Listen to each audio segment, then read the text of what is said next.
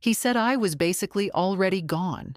I heard it before I even stepped fully into the room, and for a moment, I honestly thought he was talking about someone else. An elderly patient, perhaps, or one of those cases lawyers whisper about with rehearsed sympathy. But then he said my name,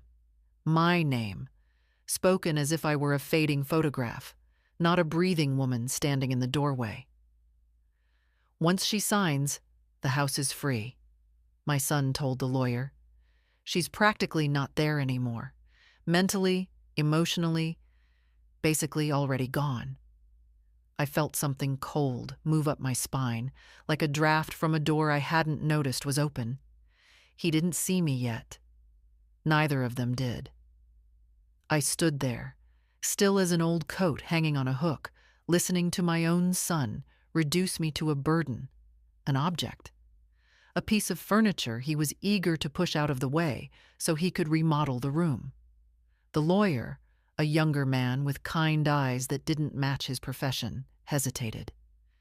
"Mr. Hale, I understand your concerns, but your mother is legally—" That's when I stepped forward. I didn't plan it. My feet simply moved, as if pulled by the last scrap of dignity I still had. "Legally what?" I asked, my voice quiet but sharp enough to cut through the room. They both froze. Andrew's head snapped toward me first. He went pale, the way people do when they're caught saying the truth they never meant anyone to hear aloud. His mouth opened, but no words came out. I walked toward the table, each step steady, though my heart was hammering like it hadn't in years.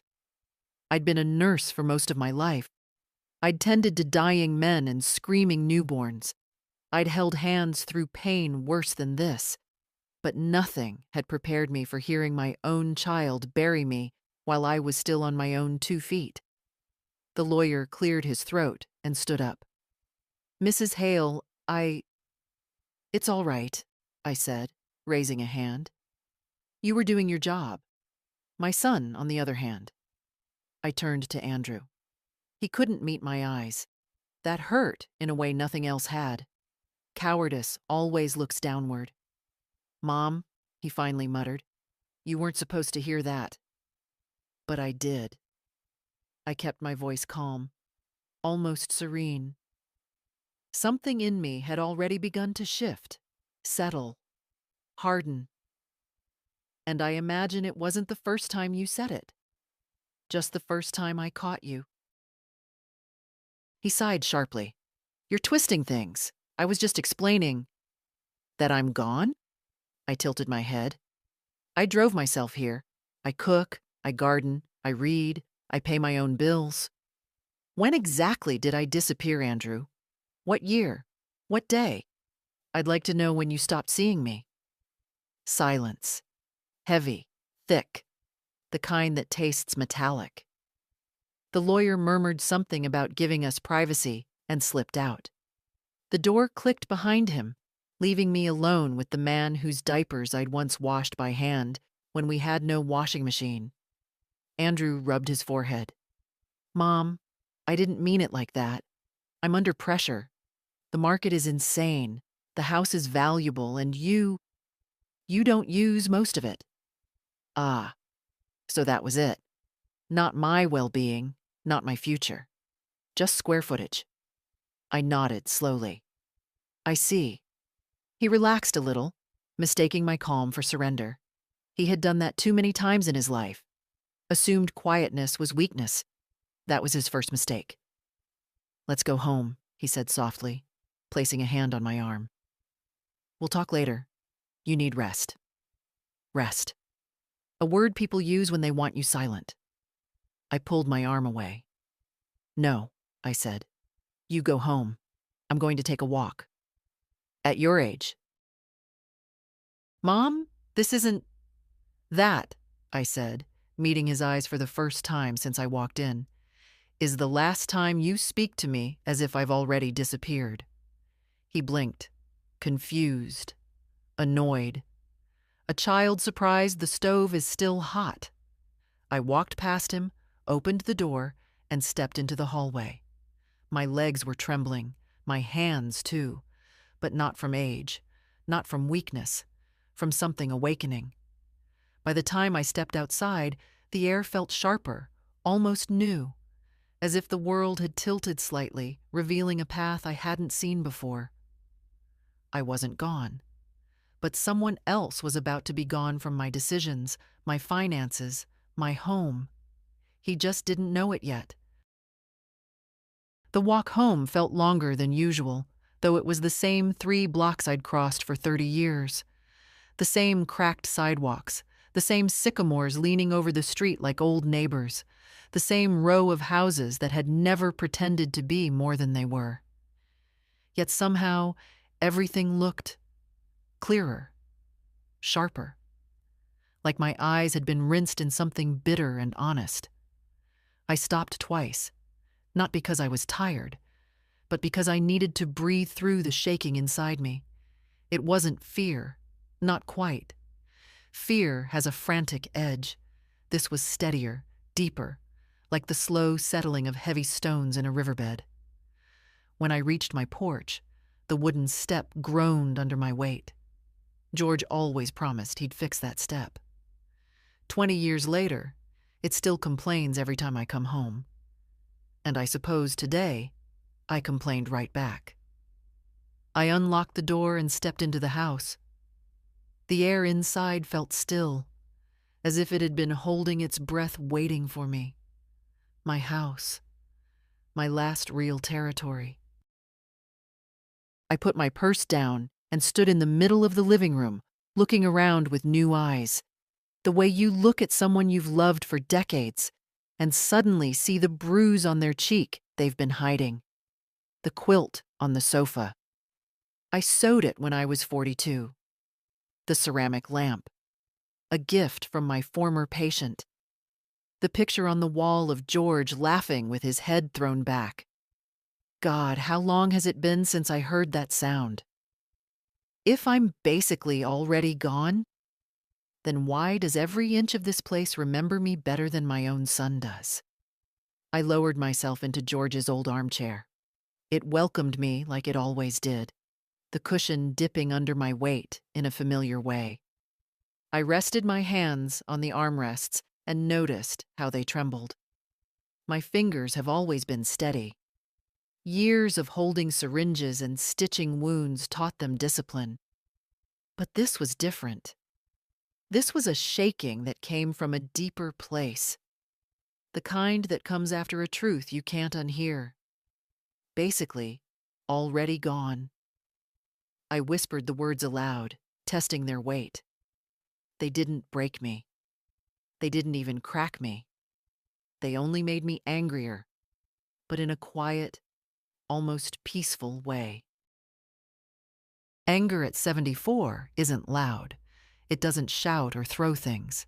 It doesn't pace the house or slam doors. Real anger, the kind that comes after a lifetime of swallowing smaller versions of it, sits down. It thinks. It remembers. It remembers every bill I helped Andrew pay when he just needed a temporary boost. It remembers the down payment I made on his first house. It remembers looking after his children while he traveled for work, sometimes for months. It remembers how his wife once said, "I hovered too much," when all I did was help. And it remembers the last time Andrew hugged me. I think it was 4 years ago at Christmas, and even then it felt like he was already halfway out of the room. I looked toward the kitchen doorway. For years, I couldn't walk into that room without thinking of George leaning on the counter, peeling apples in that slow, methodical way of his. But today, the kitchen meant something else. It meant that I'd fed a family, loved a family, built one. And the hands that did that were still strong enough to sign papers, or refuse them. The phone rang suddenly, making me jump. Andrew's name glowed on the screen. I didn't answer, not out of spite. I just didn't have the strength to listen to excuses, explanations. soft little lies meant to smooth over the violence of what I heard in that office. I let the phone ring until it stopped. Then, in the quiet that followed, I realized something startling. I didn't owe him my fear. I stood up slowly, moving toward the hallway. The house creaked.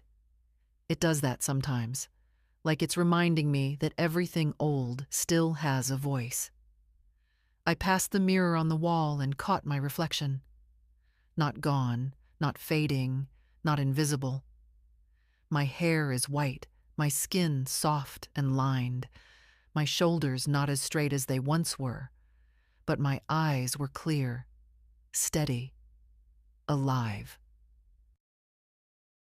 I looked like a woman who'd taken care of countless people and forgotten somewhere along the way to take care of herself. Not anymore. I rested my palm on the photo of George at the end of the hall. His smile, warm, patient, knowing, met mine. Sometimes I still talk to him, not out of madness, but out of habit, out of love. "What would you think of all this?" I murmured. "If he were here, he'd say what he always said when life grew cruel. Stand up straight, Maggie. Don't let them walk through you." So I did. I straightened my back, took a breath, and understood something with absolute clarity. Andrew may have planned my disappearance, but I was the one who would decide what in this life I surrendered and what I kept. And I wasn't giving up my home, or my mind, or my dignity. Not now. Not for him. Not for anyone. Sophia always knocked twice, softly, as if asking permission to enter my world. That afternoon, the sound came just as I was folding laundry, though I hadn't told her I needed anything. She must have sensed something. She often did. Some grandchildren inherit their grandparents' eyes, some their gestures.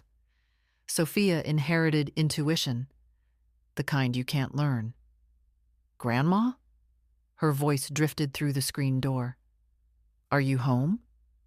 I wiped my hands on a towel and opened the door. The moment she saw me, her face changed. She could read me like a thermometer.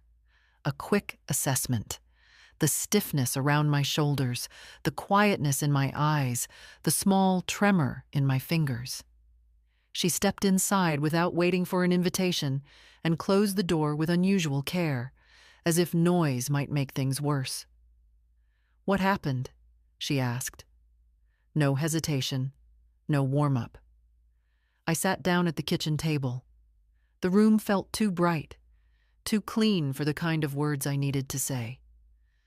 Sophia took the chair opposite mine, leaning forward, elbows on her knees. Her hair, dark and thick like her mother's, fell forward, framing her face. I didn't want to tell her.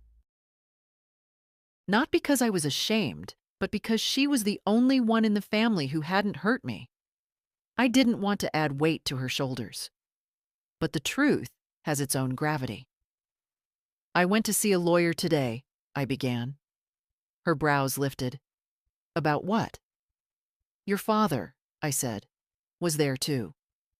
A shadow crossed her face, the kind that appears when a person already suspects the answer, but hopes they're wrong. I told her everything, not dramatically, not in a flood, just plain, steady facts. The simple cruelty of hearing my son speak of me as if I'd already disappeared, as if my presence was a technicality standing between him and a profitable sale. When I finished, the room went quiet. Sophia's breath caught. She wasn't crying, not exactly. Her eyes shone, but in a way that was more anger than tears. "He said that," she whispered. "Dad actually said that about you?" I nodded. She sat back, exhaling slowly, her hands clasped together. Then she shook her head in disbelief. "You know, I'd suspected. Not this," she quickly added, "but something. He's been talking about the house a lot lately. Saying things like it's too much for you, Or it should be used for something productive. Productive, she repeated, bitterness seeping into the word. I swallowed. Did he say anything to you directly? Not to me. She hesitated. But he and Mom had a conversation last month. They didn't know I was upstairs. She asked how long you'd be able to keep living alone. He said... Her voice faltered. What did he say, dear? She met my eyes. She's 23, but in that moment she looked older. Not aged, but awakened. He said he was sure you wouldn't make a fuss, because you were easy to manage, that you trusted him too much to ever push back. I felt something inside me tighten. Not break. No. Breaking is sudden. This was slow. A tightening of the heart, the kind that comes when a fact you avoided looking at finally forces its way into the light. Grandma, Sophia said softly, you don't deserve this. I managed a small smile.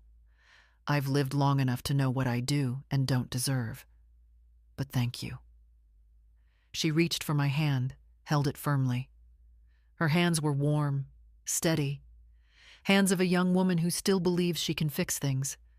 I envied that optimism, even as I cherished it. What are you going to do? She asked. I looked toward the window.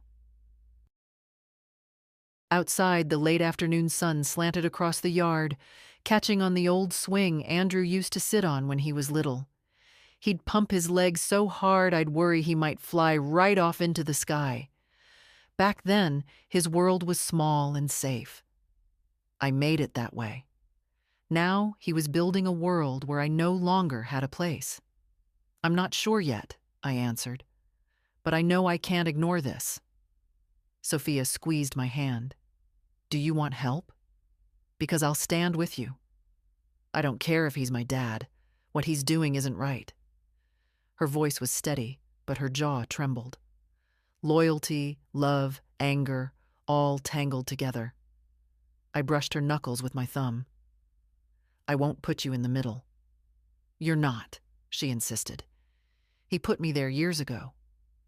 I didn't respond. Some truths don't need an answer. They just sit between two people, understood. We sat in silence a while. She finished the last of the tea I'd poured without noticing, and then she stood, smoothing her coat. Grandma, if you ever need a lawyer or paperwork explained or anything, promise me you won't go alone. I nodded slowly. I promise. But even as I said it, I knew this was something I had to begin on my own. A woman can lean on love, but she must stand on her own feet when the ground shifts beneath her. Sophia hugged me before she left, lingering longer than usual, the kind of hug that tries to hold someone together. When the door closed behind her, the house grew quiet again. Too quiet. And yet, not empty. For the first time in years, resolve sat beside me like an old friend returning after a long absence. Tomorrow, I told myself, I would take the next step, whatever it turned out to be. I didn't sleep that night, not because of fear and not even because of anger. It was something else entirely. A kind of alertness I hadn't felt since my nursing days, when a night shift meant every sound might be a call for help. My body remembered that state well. Age doesn't take everything. By morning, I already knew I would see Andrew. Not to fight. Not to plead.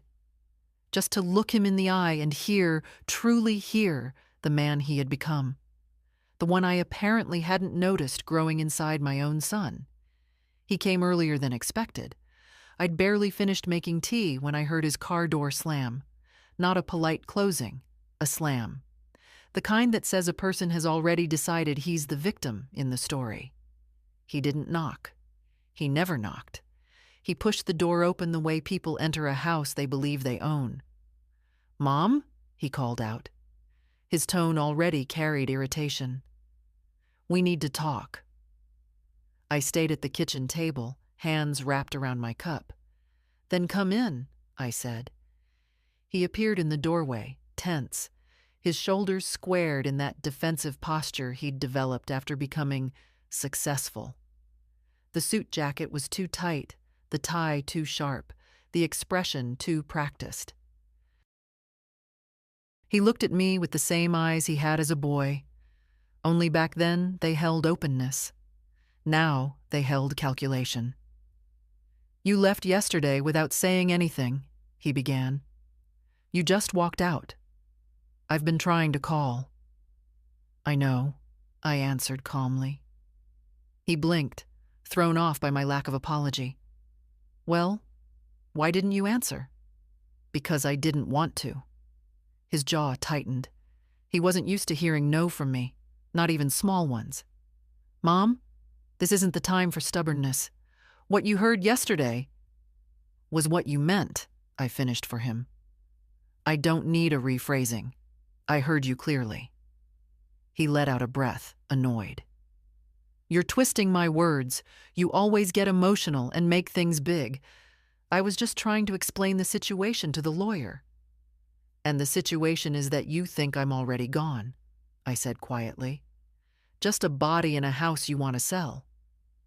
"That's not fair," he snapped, his voice rising. "You know damn well I care about you." I took a sip of tea. "How? In what way?"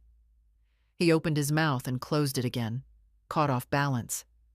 He hadn't expected that question, not the way I asked it. "You're alone in this big house," he tried again. "You fall sometimes. You forget things.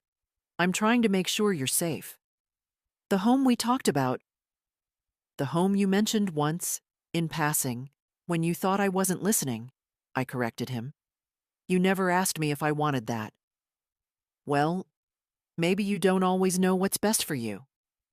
Ah, there it was, the quiet cruelty behind the soft voice.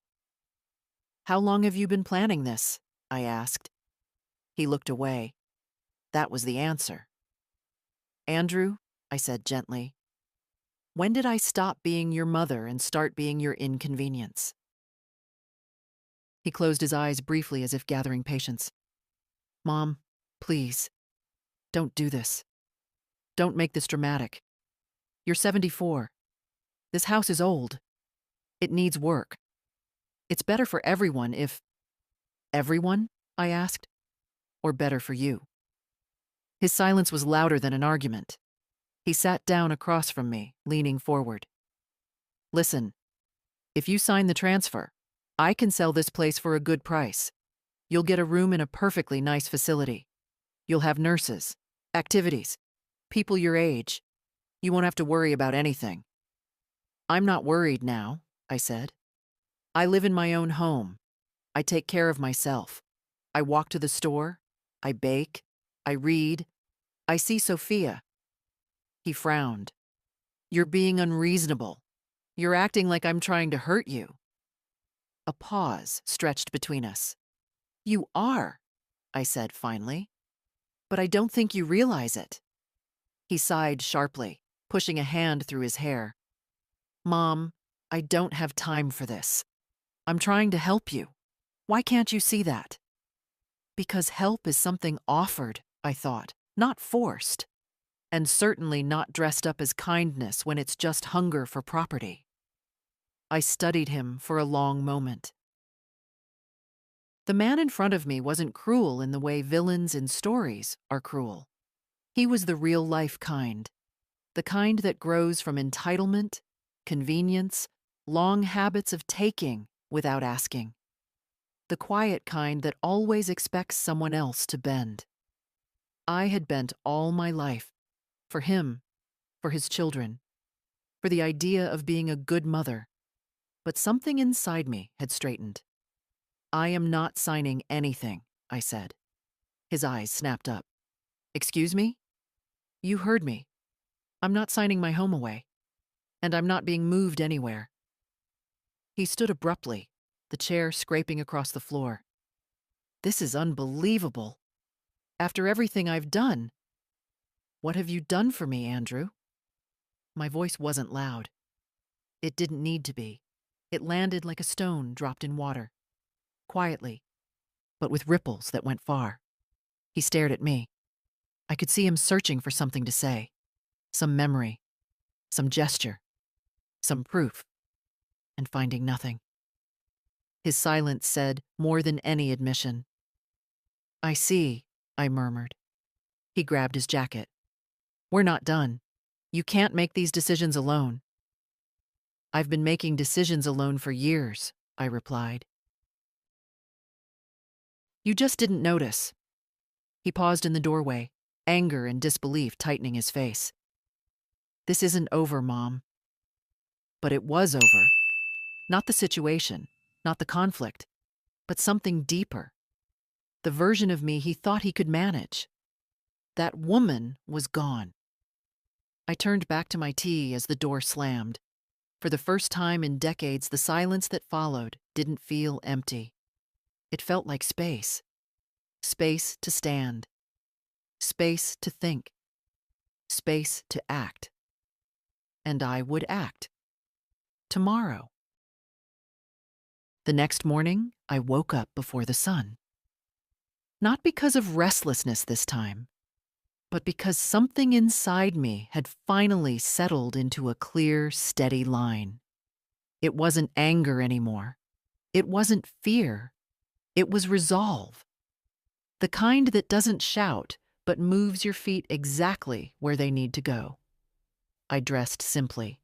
Gray slacks, a soft sweater, my warm coat. Clothes for a woman who means business, but doesn't need anyone to know it.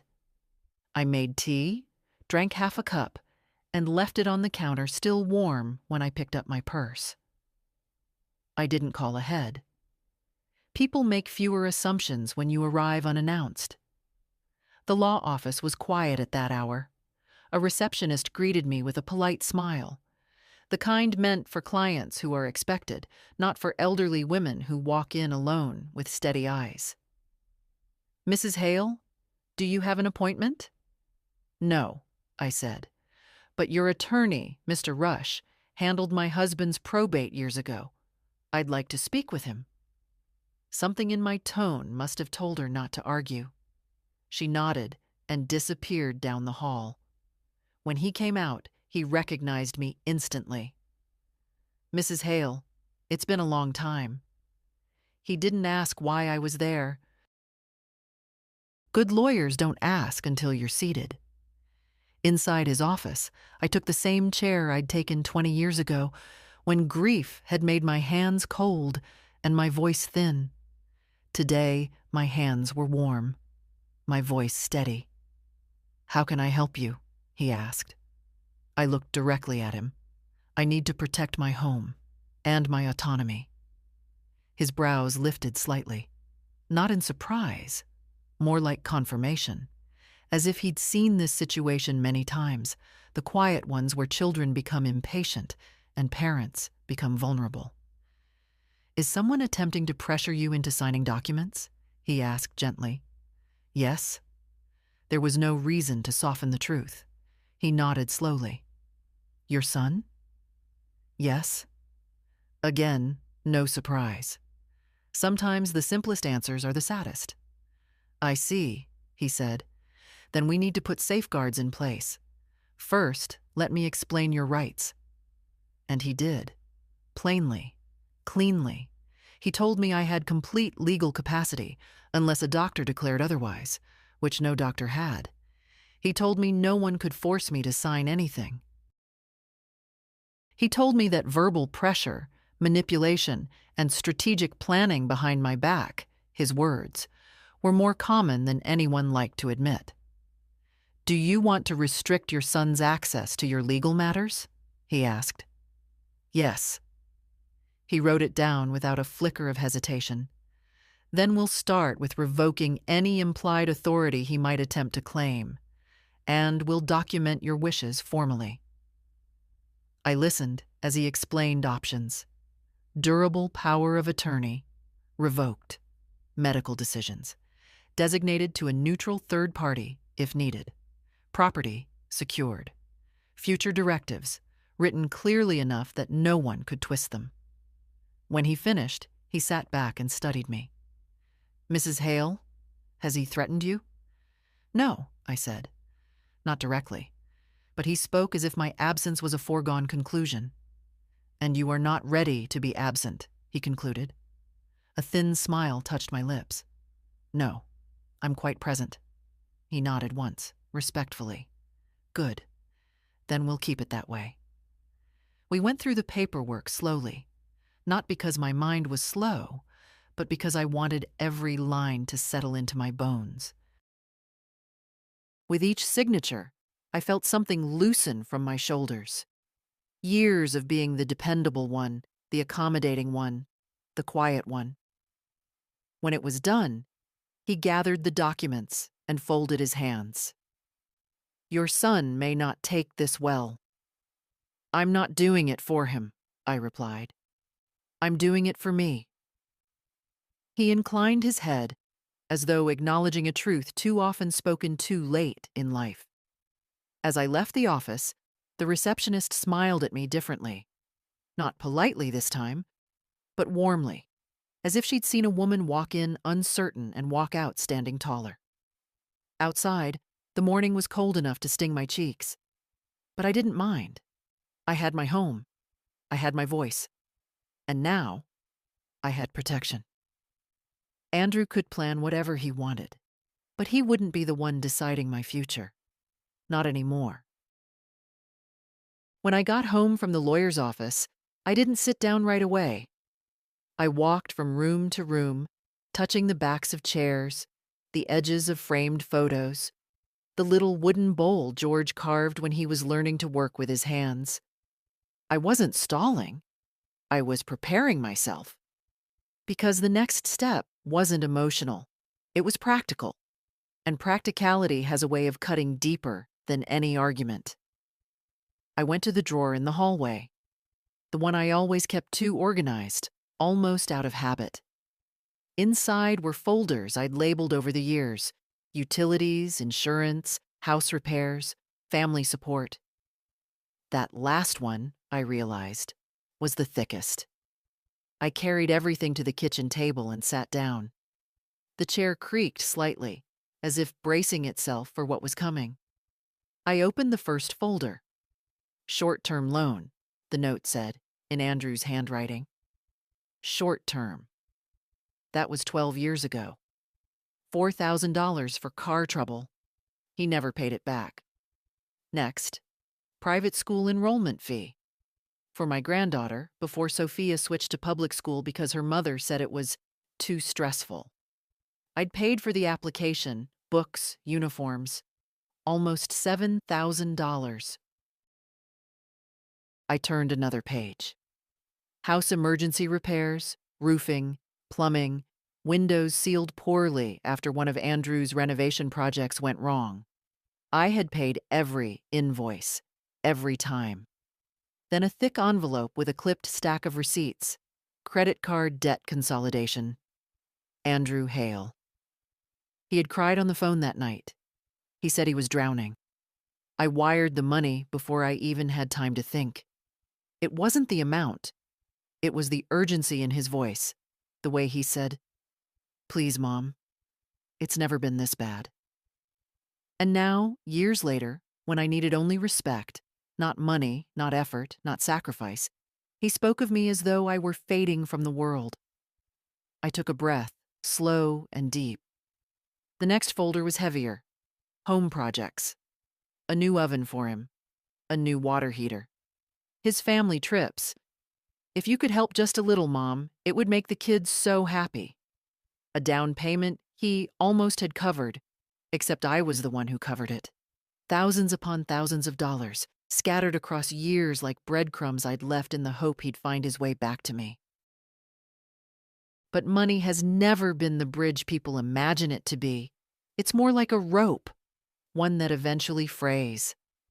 I sat there for nearly an hour, flipping through the quiet evidence of a lifetime of giving. It didn't make me bitter. Not exactly. But it clarified things, the way sunlight clarifies dust floating in the air, showing what has always been there, even when unseen. Andrew didn't become entitled overnight. I helped him grow into it. That truth was painful in its honesty. I gathered the papers into neat stacks, not to put them away, but to remind myself that history existed, documented and undeniable. My phone buzzed. A message from Andrew. "Mom, call me. We need to straighten out yesterday." Straighten out. As if I had been the one bending things. I set the phone face down. I wasn't ready to talk. I wasn't done gathering my strength. I opened one more folder, the one I kept almost hidden.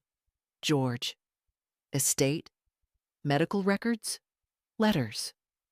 Inside were reminders of a man who saw me fully. A man who trusted my judgment, who never once made me feel like my mind was slipping away simply because I aged. I touched the edge of a faded medical report from the night George died. I didn't cry. Grief softens with time, becoming a familiar ache rather than a sharp wound. But touching his handwriting, his lists, his notes, reminded me of who I used to be before I became just a supporting pillar in Andrew's life. I used to be a woman with a spine, a woman who knew what was right and acted on it. And she was coming back. I closed the folder gently. Then I stacked everything, all the receipts, all the records, all the proof, into one box and placed it beside my chair. Not to confront Andrew with it, not yet, but to remind myself that nothing I was doing was impulsive. Nothing was petty. Nothing was emotional revenge. It was simply time to stop paying for a relationship that had long since stopped being reciprocal, and the more I looked at that box, the easier the next steps became. Andrew showed up 2 days later. I knew he would. His silence was never a sign of acceptance, only calculation. When he didn't get his way immediately, he regrouped.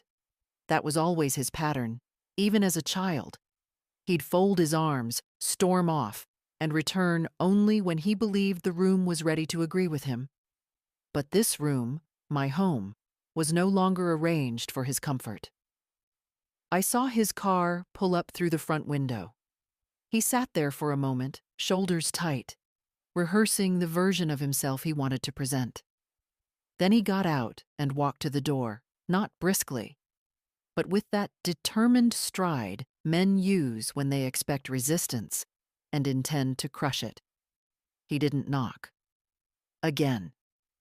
Just opened the door and stepped inside like my house was a waiting room with his name on it. "Mom," he said sharply, "we're talking. Now." I didn't rise from my chair. I simply looked up at him. "Hello, Andrew?" He froze for a moment. The simplicity of my greeting threw him off. He had come expecting tears, frantic explanations, maybe even guilt.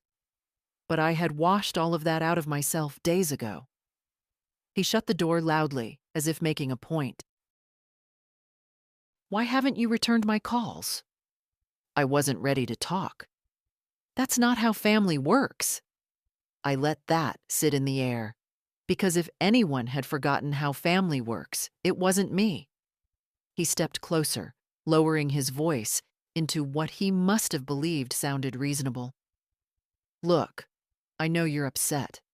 I should have phrased things differently at the lawyer's office. Fine. But you walking out like that, it made everything harder." "For whom?" I asked. He blinked. "For all of us." There it was again, that imagined collective he hid behind. Us. As if I wasn't part of that group anymore. He pulled out a chair opposite mine and sat down abruptly. He didn't ask permission. He didn't even seem to consider he should. His entitlement wasn't loud, but it was constant, steady, woven into his posture. "Mom, you need to see this from a practical standpoint," he said. "The house is too much. You can't keep up with repairs. You shouldn't be alone at night. I'm trying to plan ahead. You're planning for you, I said.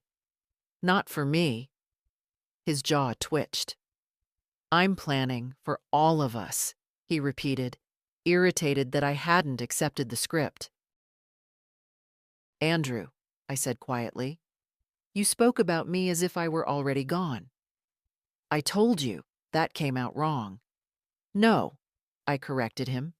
It came out honest. He stiffened, eyes narrowing. Are you punishing me? Is that what this is? I almost laughed, not because it was funny, but because it revealed the core truth. The moment a dependent relationship shifts, the one who benefited feels injured. I'm not punishing anyone, I said. I'm protecting myself. He leaned forward, palms on the table. Against your own son? Against someone who doesn't listen, I replied. Against someone who's decided my future without asking if I had one in mind. He exhaled sharply, his frustration finally cracking through the polished tone. Mom, don't be dramatic. I'm trying to help you. But if you won't even consider, I have considered it, I interrupted. And my answer is no. No to what? To everything you've planned. His eyes flashed, a quick, sharp anger, the kind that doesn't explode, but simmers. Mom, he said slowly, I don't think you understand how serious this is. You can't just make decisions like this alone. You need support. You need guidance. I met his gaze steadily. I've been making decisions alone ever since your father died. I guided myself. I supported myself. You just didn't notice. His mouth opened, closed. For once, he had no prepared comeback. He tried a different tactic, softening his voice, a trick he'd used many times. I'm worried about you. I'm doing what's best. Is it best for me? I asked. Or easiest for you? Silence. A long one. Then he stood abruptly, as if the air had become too tight. This isn't over. No, I said calmly. It's beginning. He frowned. What? But I didn't clarify. Not today. He left without another word, slamming the door hard enough that a picture frame rattled on the wall. I sat there long after the sound faded, letting the quiet settle around me like a shawl. Years of habit pressed on me.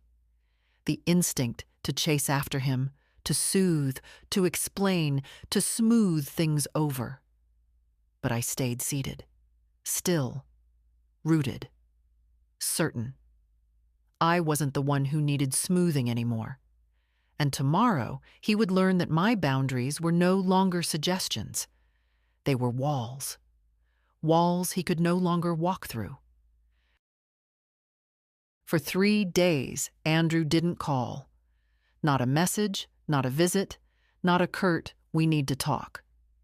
He vanished into that busy, self-important silence he uses whenever he's regrouping, when he's building a new strategy. And I knew him well enough to understand. A quiet Andrew was more dangerous than an angry one.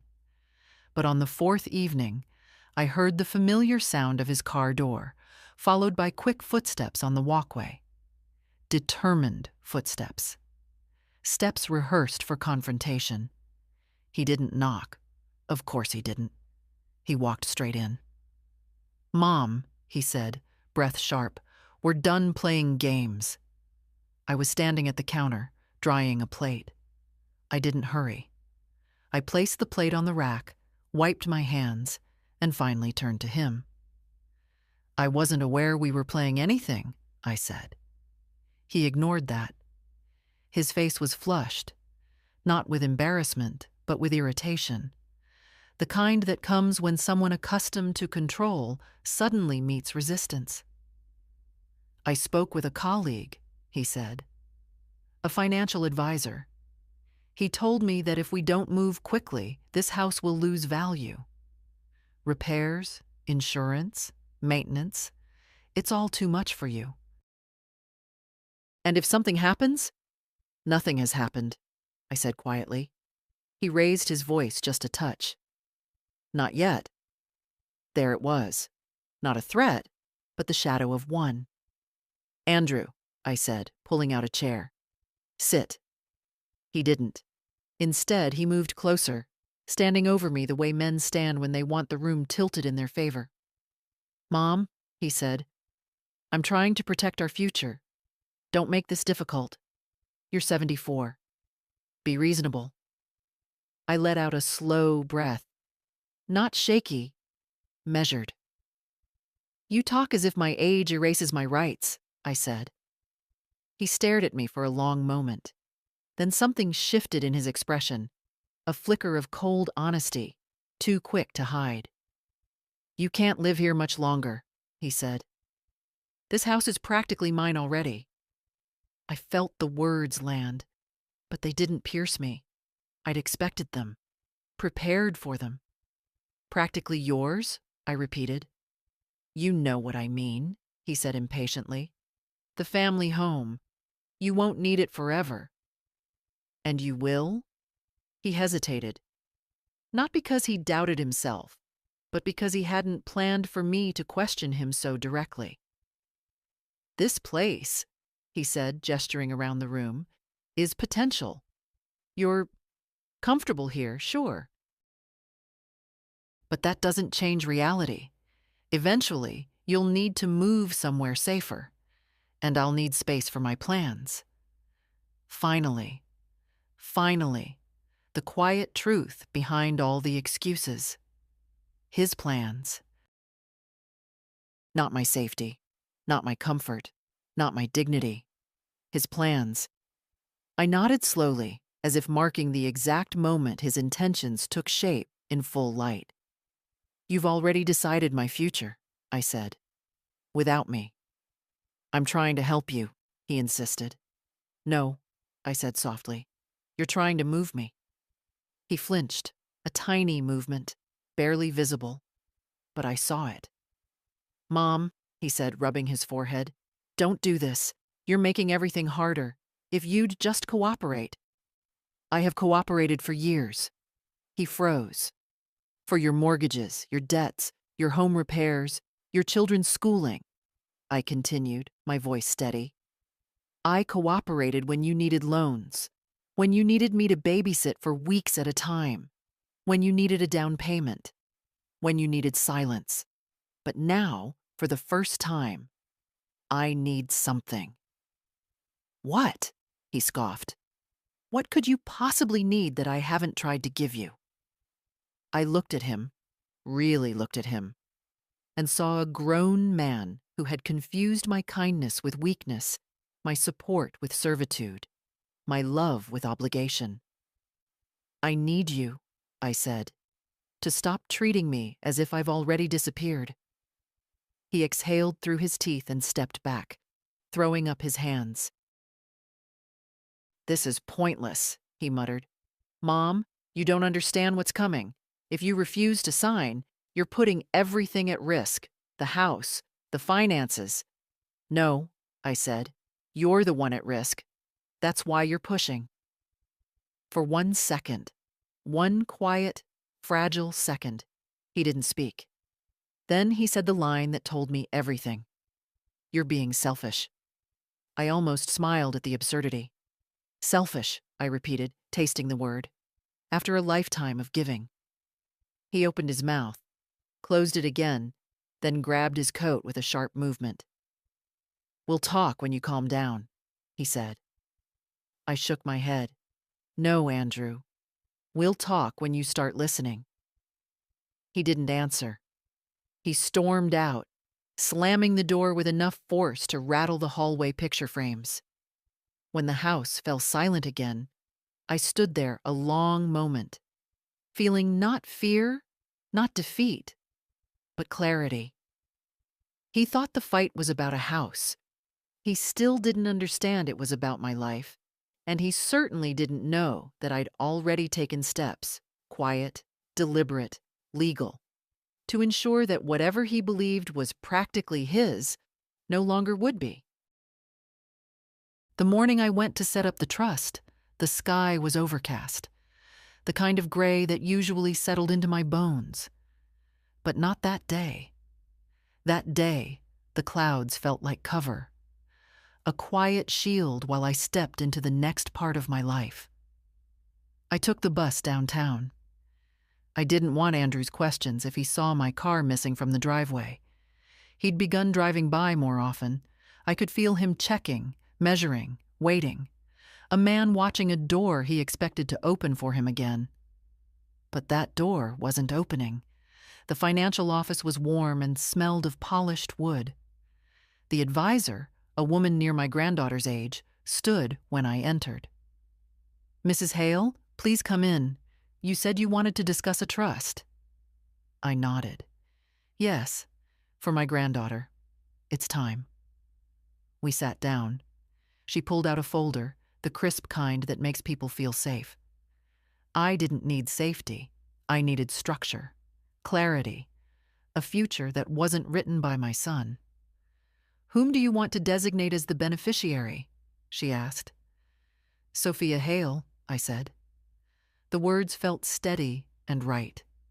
She's the only one I trust to handle what I leave behind. The advisor smiled gently.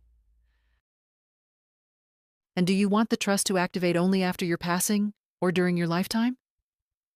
"During," I said, quietly. Her pen paused halfway down the page. Not judgment, just recognition. She'd heard this story before in different shapes. Parents who'd been drained dry, grandparents who'd been cornered, elders suddenly treated like burdens instead of people. She didn't ask for details. I respected that. She walked me through each form, each clause. My eyesight isn't what it once was, but I read every line, tracing the language with my finger like a prayer. This trust would protect the money from Andrew. It would protect my home. It would protect my choices. When we reached the final section, she looked up. "This means your son won't be able to contest access to your assets. Everything will be shielded under your granddaughter's name. Are you sure you want this level of restriction?" I thought of the words he said in the lawyer's office. "She's basically already gone." I thought of him telling me I was being selfish for wanting agency over my own life. I thought of the house, my house, spoken of like a prize he deserved once I stepped aside. "I'm sure," I said. I signed. My hand didn't shake. When we finished, the advisor placed the documents in a neat envelope and slid them toward me. "This is legally binding," she said softly. "Your granddaughter will inherit control. Your son cannot override this without your explicit permission."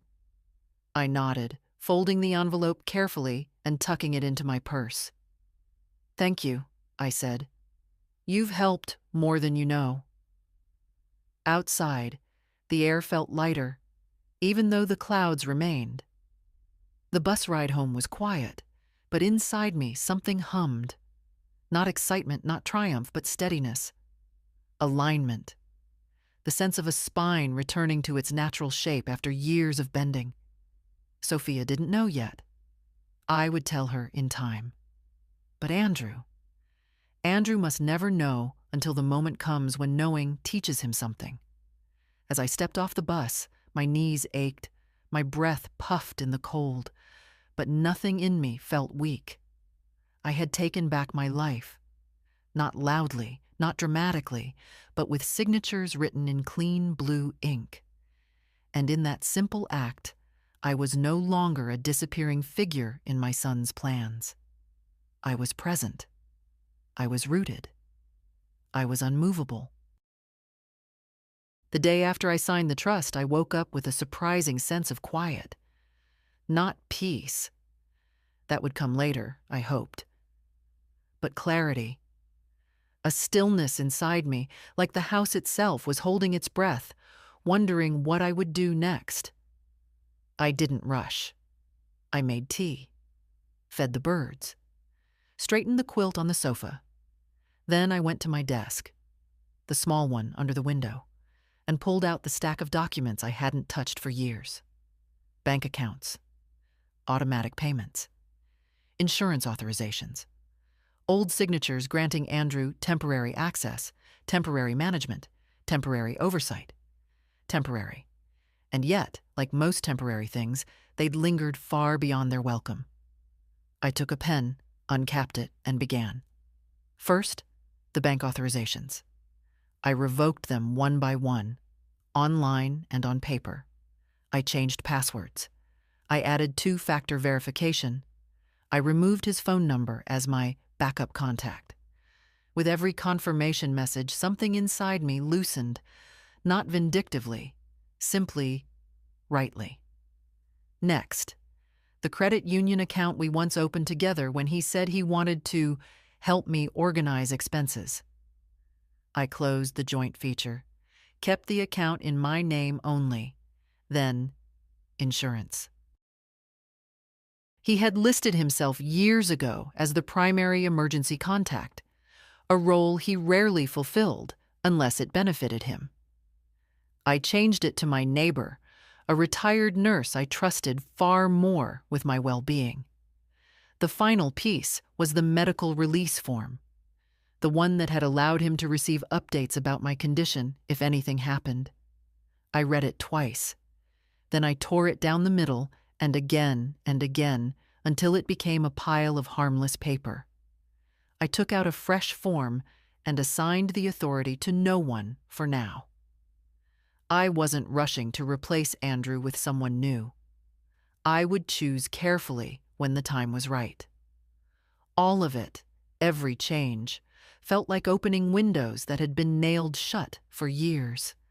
By noon, my hands were tired, but my mind was lighter. I stacked the revised documents neatly and slipped them into a new folder labeled Current, placing it at the front of my drawer. A small act, but symbolic. My life, at the forefront again. Just as I closed the drawer, my phone vibrated. A message from Andrew. "We need to finalize the paperwork for the house. Let's talk tonight." There it was. The assumption, the impatience, the ownership disguised as concern. He thought the world had paused, waiting for his next instruction. I didn't answer. Not out of spite. Silence was simply the most honest response. A second message followed 10 minutes later. "Mom, please be reasonable. I've already started discussions with a contractor. Don't complicate things." Contractor. He was already planning renovations on a home he didn't own. I set the phone down, face turned to the table. I wasn't angry. Not anymore. Because now I had taken back every lever he once pulled without asking. Not one account, not one payment, not one signature was under his hand.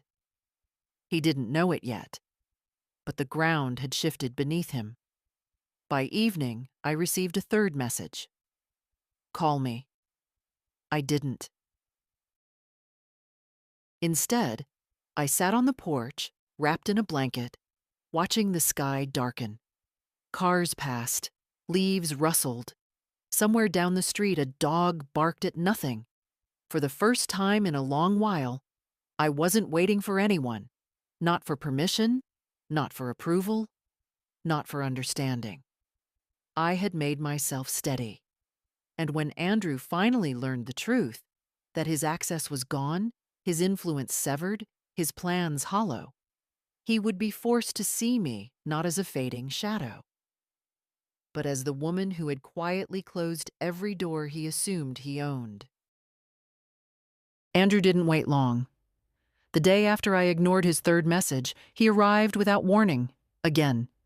But this time he didn't storm in. No. He walked slowly, deliberately, as if rehearsing calmness in the driveway. That alone told me everything. He'd realized force wouldn't work. So now he'd try persuasion, the gentler mask over the same intention. He stepped into the kitchen while I was peeling potatoes. His voice was soft, careful. Mom, we need to talk. I didn't put the knife down. Then talk. He exhaled, visibly restraining himself. I've been thinking. Maybe we both said things we didn't mean. I meant everything I said, I answered. He blinked. His smile faltered. Okay, all right. He pulled out a chair and sat across from me. Look, I don't want us to fight. This isn't good for either of us. A familiar phrase, the one he used during every disagreement, from childhood to adulthood. This isn't good for us meant. I need you to stop resisting me. I peeled another potato. The skin curled away easily. Mom, can you look at me? I set the knife aside and raised my eyes slowly. He seemed relieved, as if the simple act of looking at him meant I was returning to my old self. Good, he said softly. Now we can get somewhere. He folded his hands like a man preparing to negotiate a deal. I understand you're scared, he began. That was his opening line. Wrong one. I'm not scared, I corrected. I'm aware. He paused again, recalibrating. Fine, he said. You're overwhelmed. This is a lot for you to process. Lawyers, paperwork. I handled all of it, I said. His lips parted slightly. Handled? What do you mean, handled? I wiped my hands and sat down across from him. I met with my lawyer. We discussed everything. For a moment, just a flicker, a crack of worry slid across his face. But he hid it quickly. Mom, you didn't need to do that, he said gently. Too gently. You should have waited for me.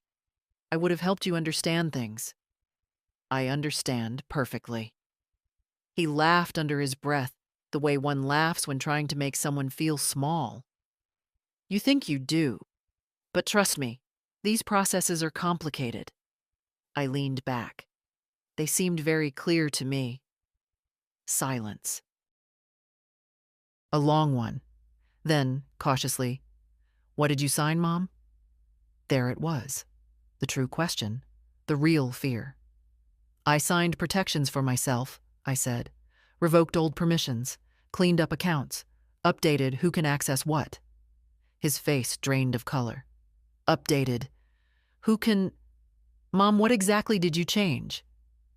My life, I said simply. I changed my life. He stood up so fast the chair scraped the floor. You can't do that without talking to me. I looked at him the way I once looked at difficult patients.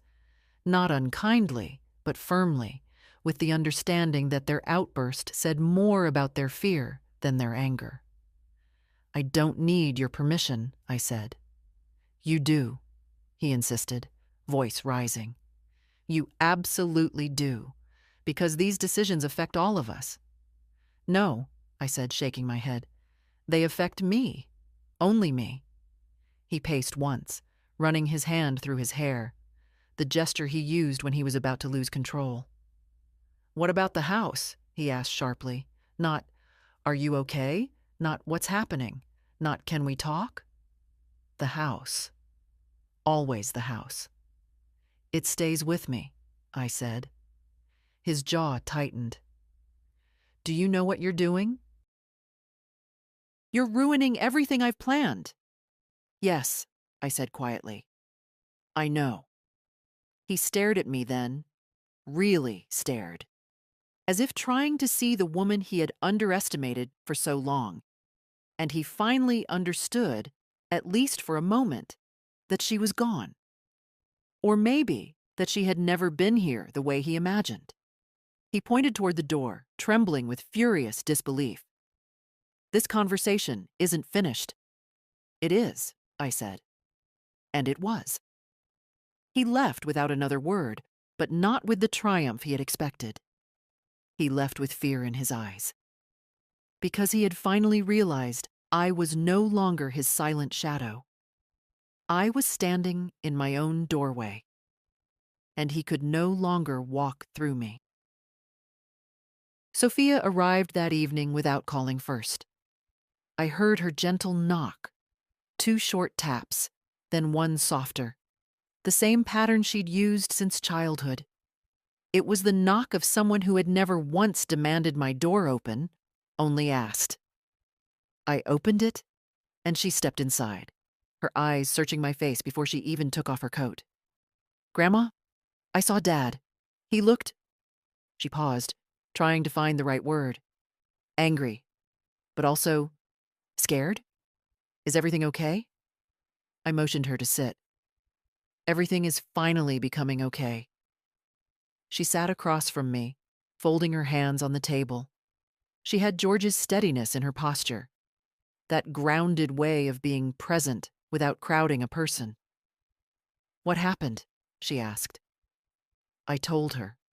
Not the details she didn't need, not the revocations, not the passwords, not the legal language, only the heart of it. That part of my life where your father made decisions for me is over. Sophia listened with that deep, attentive quiet I'd always admired in her. When I finished, she didn't rush to speak. She let the words breathe, as if giving them room to settle into the air.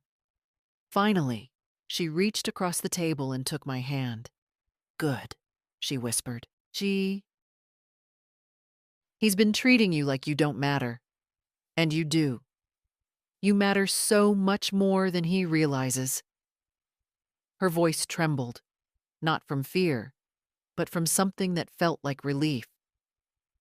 "I was afraid you'd keep letting him handle everything," she continued. "Afraid he'd push and push until you stopped fighting back." I smiled faintly. "He thought I already had." She shook her head, eyes bright. "People confuse quiet with weakening. You've never been weak. You just didn't want to hurt him." That pierced deeper than she knew, because it was true. All these years, my silence had been an act of love, misread as surrender. "Sophia," I said gently, "I didn't tell you this so you would choose sides." "I chose my side years ago," she said. "I chose you." Her certainty warmed me more than any heater could. For a moment, neither of us spoke. The house felt different with her in it, younger, lighter. Not because she filled the space with noise, but because she made room for honesty. She hesitated then, biting her lip. "Grandma, what if Dad gets worse? What if he tries something desperate?" "He might," I admitted. "But I've protected everything that needs protecting." "You did it alone?" she asked, worry threading through her voice. "Yes." She exhaled slowly, processing that. Then she leaned back, studying me.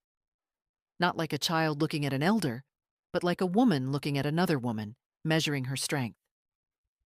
"You know," she said softly, "you look calmer than I've seen you in a long time." "I feel calmer," I said. "Not because the situation is easy, but because I finally stopped stepping aside for someone who never looked where he was walking." Her smile was small but full. "That sounds like something Grandpa would have said." I nodded. He taught me more than I realized. She reached for her coat after a while, but before leaving, she turned in the doorway. "If you ever need me," she said, "day or night, I'll come." "I know," I replied. But this part, I must finish myself. She seemed to understand. She gave a small nod and left, closing the door gently, a softness Andrew had never learned. When silence filled the house again, it didn't feel heavy. It felt companionable. I had my granddaughter's trust. I had my own resolve. And soon, Andrew would learn that love does not grant ownership, and age does not erase autonomy. I sat down, wrapped my shawl around my shoulders, and let the calm settle deeper into my bones. Tomorrow, I thought, would bring whatever it brought, and I would be ready for it. Andrew returned 3 days later. I sensed him before I heard him. That particular tension in the air, the way the floorboards seemed to brace a little under my feet, as if the house itself recognized his steps. Not anger this time. Something heavier, more purposeful. He didn't barge in. He knocked. For the first time in months, he actually knocked. When I opened the door, he stood there with his shoulders squared, chin tight, eyes red from lack of sleep. A man who felt the ground shifting beneath him and didn't yet know how to steady himself. "Mom," he said, "we need to talk." I stepped aside. "Then come in." He walked into the living room, but he didn't sit. He stayed standing, pacing a little, trying to gather his thoughts. Finally, he turned to me. "I talked to the bank," he said. My pulse didn't change. "Did you?" "Yes, and they told me I'm no longer listed on anything. Not the accounts, not the authorizations, nothing." His voice tightened. "What did you do?" "What I needed to." "That's not an answer," he snapped, then caught himself and took a breath. "Mom, this is serious. You can't just cut me out of your finances." "I can," I said. And I did. He took a step toward me. Then another. "Why?" The word hung between us. Not gentle, not pleading, but incredulous, as if he truly couldn't grasp the concept of me acting without him. "Because you were using my access against me," I said. "Because you planned my future without asking if I wanted it. Because you treated my life as a loose thread to be trimmed." His jaw flexed. "I was trying to help you." "No," I said. "You were trying to manage me." He laughed, short, bitter. "Is that what Sophia told you?" "She didn't need to," I replied. "You said it yourself." Over and over. His face darkened. "So, that's it? You're choosing her over me?" "I'm choosing myself," I said calmly. He looked startled, as if the idea had never occurred to him, that I had a self to choose. He ran a hand through his hair. "Mom, listen. You're making a huge mistake. You know you can't keep track of all that paperwork. You know the house is too much.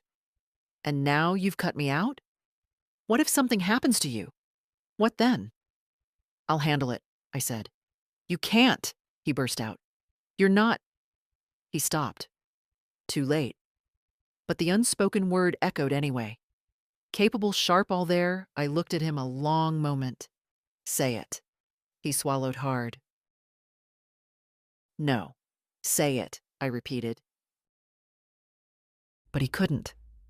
Not because he felt shame, but because saying it aloud would make it real, no longer disguised as concern. "Mom," he tried again, softer now, almost desperate. "You're putting me in an impossible position. I'm your son. I'm responsible for you." "No, Andrew," I said, my voice steady as stone. "You're responsible for your life. I'm responsible for mine." His face contorted with frustration. "I don't understand why you're doing this." "Because you forgot I'm alive," I said. "You acted like I was already fading, already leaving, and you built your plans on that assumption." He stared at me, breathing hard. Finally, he spoke the line he'd come here to deliver, the one he'd been building toward with all his pacing and anger and disbelief. "If you don't give me access back," he said quietly, "I won't be able to take care of you when you need it." I didn't flinch. "Then I'll take care of myself," I said.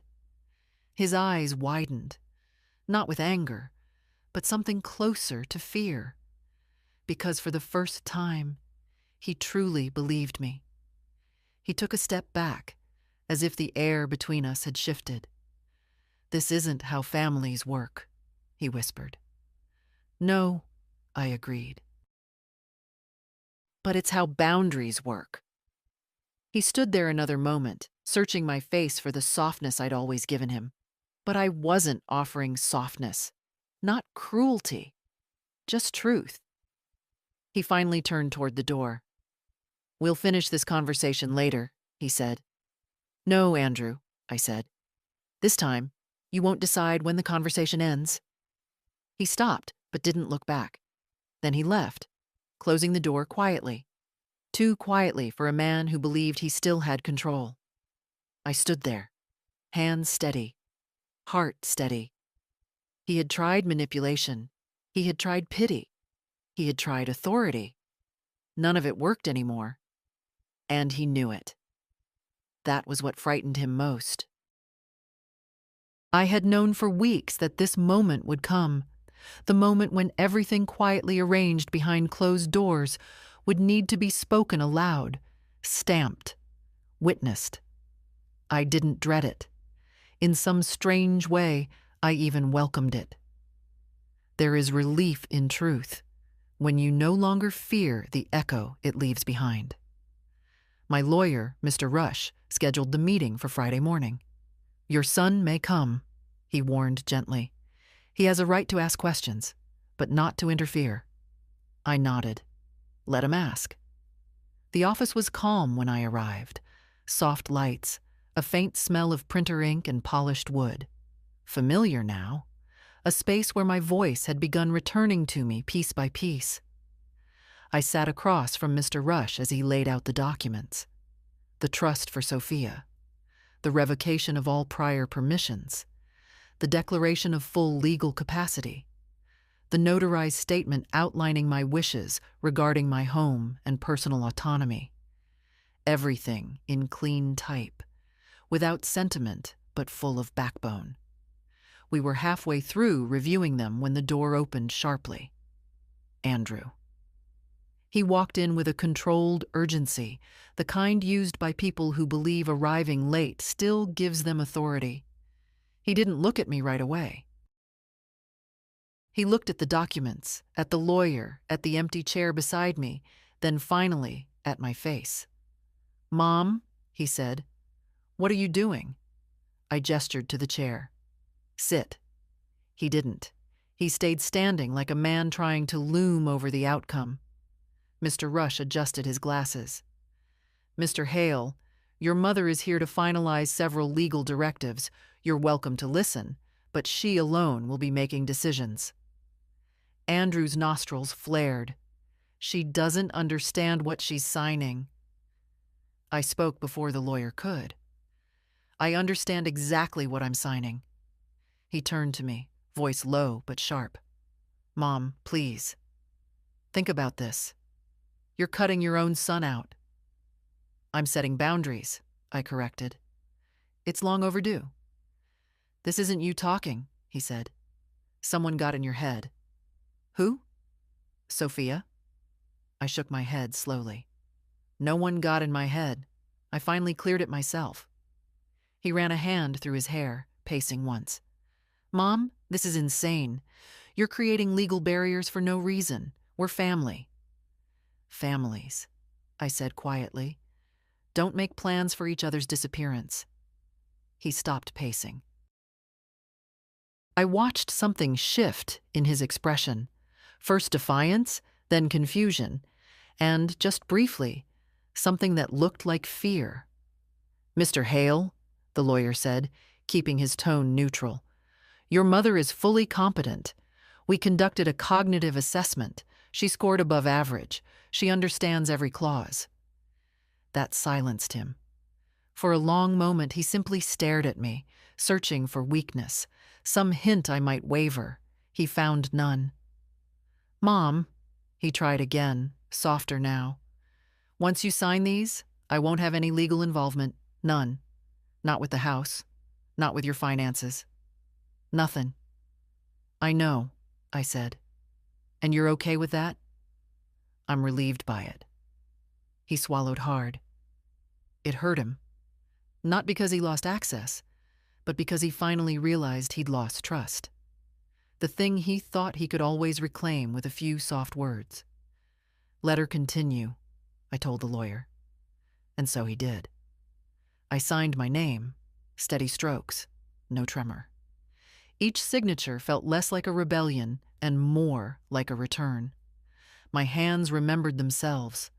My spine remembered its shape. When the last page was complete, Mr. Rush gathered everything and stamped it. "Legally finalized," he said. Andrew let out a breath, shaken, angry, but also stunned, as if he'd never believed I would go this far, as if the mother he knew would always yield in the final moment. But that mother was done disappearing. I stood, put on my coat, and looked at him with the softness I still had, softness that had nothing to do with surrender. "Andrew," I said quietly, "I'm your mother, not your possession. You don't get to organize my ending." He opened his mouth, but nothing came out. I walked past him toward the door, the papers safe in my bag. For the first time, he didn't follow me. He didn't argue. He simply stood there, watching a woman he never truly knew walk out of a room he once believed he controlled. I didn't look back. I didn't need to.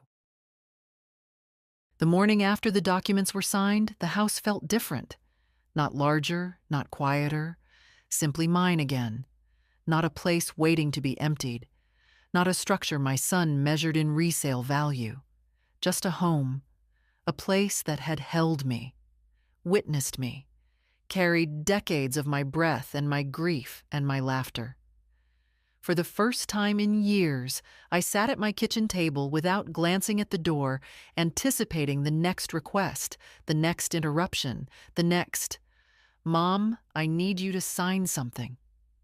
That part of my life was done, folded shut like an old letter.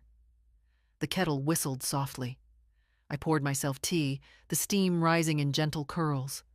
No urgency, no heaviness, no audience.